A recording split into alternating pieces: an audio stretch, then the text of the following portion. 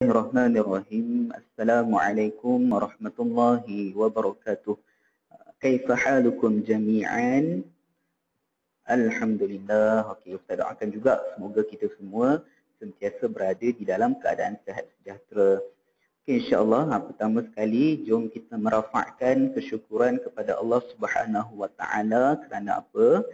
Kerana Allah masih lagi beri kita ruang dan peluang untuk kita belajar pada hari ini. Okey, jadi pada hari ini kita akan teruskan lagi pembelajaran kita di dalam mata pelajaran ibadah tahun 4. Okey, jadi sebelum itu, jom kita bersama-sama dulu membaca doa sebelum belajar. Bismillahirrahmanirrahim. Allahumma aftah alaina hikmataka wanshur alaina min khazaini rahmatika ya arhamar rahimin. Amin ya rabbal alamin. Okey, jadi pelajar, hari ini kita akan teruskan lagi perbahasan ataupun pembelajaran di dalam tajuk solat fardu. Okay, jadi sebelum ini kita dah belajar dah banyak berkenaan dengan solat fardu. Antaranya kita dah sebut berkenaan dengan perkara-perkara sunat yang boleh kita lakukan dalam solat fardu. Juga kita dah belajar yang terbaru, kita dah belajar perkara makruh dan juga perkara yang dapat membatalkan solat. Jadi pada hari ini pelajar, kita akan teruskan lagi belajar dalam tajuk solat fardu ini. Kita pergi kepada perbincangan yang terakhir iaitu apa? Iaitu waktu-waktu yang dilarang solat. Bermaksud kat sini, waktu yang dilarang solat ini bermaksud kalau kamu solat dalam waktu ini, solat kamu tidak sah. Maknanya kamu lakukan solat itu dengan sia-sia sahaja, tak dapat apa-apa. Okay, jadi sebelum itu, Ustaz nak kamu keluarkan buku ibadah tahun 4 ini, kamu boleh buka di muka surat 38. Okay, buka dulu di muka surat 38. Okey, jadi tajuk yang kita akan bincangkan pada hari ini juga dia juga termasuk di dalam unit ataupun pelajaran sebelum ini, iaitu berkenaan dengan perkara-perkara makruh dan juga perkara yang membatalkan solat. Jadi tak terkecuali juga dalam solat fardu dia ada waktu-waktu yang dilarang solat. Maknanya macam Ustaz cakap tadi, jika kamu solat dalam waktu-waktu ini, solat kamu tidak sah, solat kamu sia-sia sahaja. Tak dapat pahala dan juga tak dapat apa-apalah, rugi je. Dapat penat sahaja. Okey, jadi jom kita tengok. Kamu boleh juga tengok dalam buku teks. Okey, kita tengok yang pertama. Waktu yang pertama tu bila yang kita ini dilarang solat fardu. Solat, iaitu berkenaan sama ada tak kisahlah solat sunat ke ataupun solat fardu. Okey, kita tengok yang pertama iaitu bila selepas solat subuh sehingga naik matahari. Terus ulang, selepas solat subuh sehingga naik matahari. Okey, faham tak? Okey, tak jelas kan? Okey, Ustaz beritahu. Okey, dia macam ni. Keadaan yang pertama, okey, kalau kamu bangun solat subuh pada waktu pagi, awal pagi, iaitu pada waktu subuh. Contoh, kamu solat subuh waktu ataupun pukul 6.15 minit ataupun 6 suku. Selesai sahaja kamu tunaikan solat fardu subuh, maka selepas solat itu, bermula lepas kamu bagi salam, Assalamualaikum, detik pada itu sehinggalah habisnya waktu subuh, itu adalah waktu yang dilarang solat. Tak kisahlah apa-apa solat sekalipun. Kecuali solat fardu yang kamu ganti. Ataupun kita sebut sebagai solat qada. Qada solat. Bukan solat qada solat. Jadi, lepas kamu tunaikan solat subuh, itu adalah waktu yang dilarang solat. Sehinggalah habisnya waktu subuh ataupun kita sebut sebagai syuruk. Okay, jelas keadaan yang pertama ataupun waktu yang pertama. Selesai sahaja kamu solat subuh yang fardu itu, automatik lepas pada itu waktu sehingga syuruk ataupun habis solat subuh itu adalah waktu haram solat. Melainkan kalau kamu nak ganti solat fardu, itu boleh. Tetapi kalau kamu nak kerjakan solat lain, tidak boleh. Haram ataupun kalau kamu buat tak dapat apa-apa, dapat penat sahaja. Okey, boleh faham? Boleh jelas? Okey, itu yang pertama. Yang kedua adalah ketika naik matahari.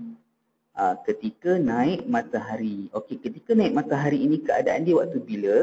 Keadaan dia macam ni. Selepas habis waktu subuh yang kita gelar sebagai waktu syuruk, sebelum waktu duha, sekitar dalam 25 minit ataupun okey, nak mudah faham, dalam setengah jam lah Ustaz bagi. Lepas syuruk, habis je syuruk, contoh sekarang syuruk, habis subuh 7.3 minit. Okey. Setengah jam selepas syuruk, masuk waktu duha. Contoh waktu duha 7.33 minit. Ustaz cakap tadi, contoh kalau kita letak 30 minit, baru masuk waktu duha, maknanya syuruk 7.3 minit, waktu duha 7.33 minit. Antara 7.33 minit itu sehingga waktu syuruk tadi 7.3 minit, itu adalah waktu yang dilarang solat. Waktu ini kamu tak boleh solat apa-apa dah. Sebab waktu ini waktu haram solat. Kalau kamu solat juga, kamu tak dapat apa-apa, melainkan kamu dapat dosa ataupun kamu punya ibadah itu hanya sia-sia, dapat penat sahaja. Itu yang dimaksudkan dengan ketika naik matahari, iaitu selepas waktu syuruk sebelum masuk waktu duha. Waktu tengah-tengah tu, antara dua itu adalah ketika naik matahari. Tak boleh solat waktu itu ataupun haram solat pada waktu itu. Boleh faham? Boleh jelas? Okey, kita tengok yang ketiga pula. Ketiga ialah ketika matahari di tengah-tengah langit. Bermaksud dekat sini, matahari di tengah-tengah langit ini bermaksud sebelum masuk waktu solat zuhur. Dalam 5 ke 7 minit ataupun 5 ke 10 minit sebelum zuhur, kamu tidak boleh solat apa-apa pun. Tak kisahlah solat apa, tak boleh. Kalau nak qada solat waktu itu pun tak boleh. Sebab itu waktu yang diharamkan kamu solat. Okey, jelas tak ini maksud dia? Ketika matahari di tengah-tengah langit ini, sebelum matahari tergelincir, menandakan masuknya waktu solat zuhur. Ataupun kalau waktu ini, pada masa ini, kalau kamu letak kayu sebatang, dicocok di atas tanah di tengah-tengah panas, bayang-bayang kayu itu tak ada. Itu maksud dia apabila keadaan matahari duduk di tengah-tengah langit. Maka kalau kita berdiri pun tengah panas, tak nampak bayang. Itu maksud dia waktu itu. Waktu itu haram solat ataupun dilarang kita untuk solat pada waktu itu. Jelas? Okey. Itu yang ketiga. Yang keempat adalah selepas solat asar sehingga matahari terbenam. Selepas solat asar sehingga matahari terbenam. Okay, keadaan ini juga sama macam keadaan selepas solat subuh tadi. Bermaksud selepas sahaja kamu tunaikan solat asar, tak kisahlah kamu solat asar dalam pukul 5 petang. Habis je bagi salam, selepas bagi salam itu sehingga habis waktu asar, itu adalah waktu dilarang solat. Macam keadaan ini sama macam subuh tadi. Selepas solat asar sehingga habis waktu asar, itu adalah haram ataupun waktu yang dilarang untuk mengerjakan apa-apa solat. Melainkan kalau kamu nak ganti solat fardu macam Ustaz cakap sebelum tadi. Keadaan ini sama sahaja dengan solat subuh tadi. Okey, boleh jelas? Okey, dan yang kelima adalah ketika masuk matahari. Ketika masuk matahari ini adalah waktu dia bila? Waktu dia ketika matahari masuk ataupun tenggelam, iaitu sebelum waktu maghrib. Macam di keadaan juga macam sebelum waktu zuhur tadi. Zuhur tadi matahari tengah-tengah langit. Untuk yang ini sebelum maghrib, iaitu matahari baru terbenam sebelum masuk waktu maghrib. Keadaan juga sama macam dalam 5 ke 10 minit sebelum maghrib. Ini adalah waktu yang dilarang solat. Jadi kalau kamu kerjakan solat pada waktu yang dilarang ini, macam Ustaz cakap tadi, maka solat kamu itu adalah sia-sia sahaja, tak dapat apa-apa pun, dapat penat sahaja. Melainkan kalau kamu nak ganti solat ataupun kamu tertinggal solat fardu ataupun kamu tertidur, sedar-sedar je waktu dah nak habis dah. Contoh macam masuk matahari, sedar-sedar dah nak habis, dah nak masuk maghrib dah.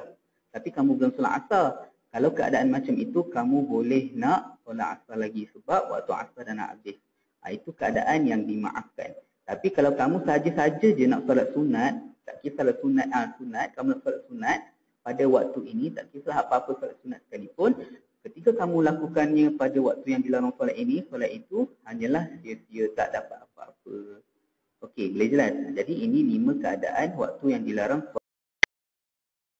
solat. Okey, jadi kena ingat 5 perkara ini. Jangan kamu saja-saja je nak buat pada waktu ini. Okey, jelas? Okey, jadi ini adalah perkara yang dapat ataupun perkara ataupun waktu yang dilarang kita solat. Jadi ini termasuk macam Ustaz cakap tadi dalam perbincangan iaitu di mana kita nak tengok berkenaan dengan perkara makruh dan membatalkan solat. Okay, jadi habis dah perbincangan kita berkenaan dengan solat fardu ini. Jadi Ustaz nak kamu boleh faham, kamu boleh jelas berkenaan dengan perbincangan kita dalam solat fardu. Kalau ada kemusykilan ataupun apa yang kurang faham, nanti boleh tanya Ustaz. Okey, boleh jelas? Okey.